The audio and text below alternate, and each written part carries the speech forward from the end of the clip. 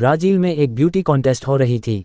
जीतने वाली लड़कियों को क्राउन और गार्लैंड पहनाए जा रहे थे, तभी अचानक चलने लगी गोली और देखते ही देखते हंसी खुशी का वो माहौल अफरा तफरी में तब्दील हो गया। जिस जगह खुशियां शोर मचा रही थी वहां अब गुस्से की चीख पुकार सुनाई पड़ रही थी।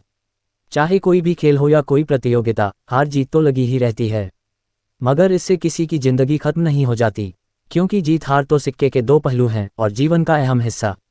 लेकिन कुछ लोगों को एक जीत और एक हार उनकी जिंदगी का आखिरी हिस्सा हो जाता है।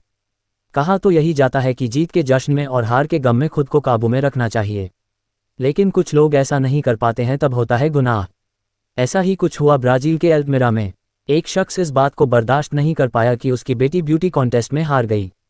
उस शख्स ने आव न देखा ताव जजों पर गोलियां बरसा दीं। उसने कॉन्टेस्ट वाली जगह पर लोगों की मौजूदगी में ही अपनी नाराजगी जाहिर करने के लिए जो किया, उसने सिर्फ और सिर्फ उसी का नुकसान किया। ऑडिटी सेंट्रल वेबसाइट के मुताबिक ये मामला ब्राजील के अल्तमिरा इलाके का है।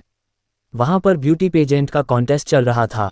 28 जुलाई को हो रहे इस कॉम्पिटिशन में जब फाइनल घोषणा हुई तो वहां पर मौजूद सेबेस्टियाओ फ्रांसिस्को नाम के शख्स की बेटी टॉप 3 में नहीं जा पाए।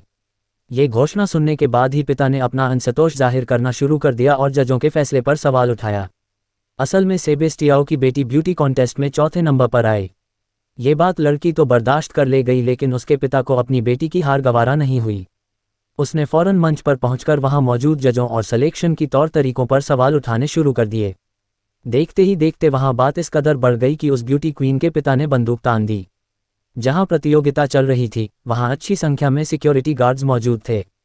हालांकि फैसले से भड़के हुए पिता को इससे कोई फर्क नहीं पड़ा और उसने अपनी बंदूक निकाली और जजों को निशाने पर लेकर दागनी शुरू कर दी।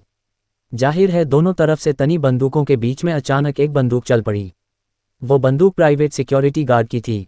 गोली उसी शख्स को लगी। हालांकि आनन फानन में उसे अस्पताल पहुंचाया गया, मगर उसे बचाया नहीं जा सका।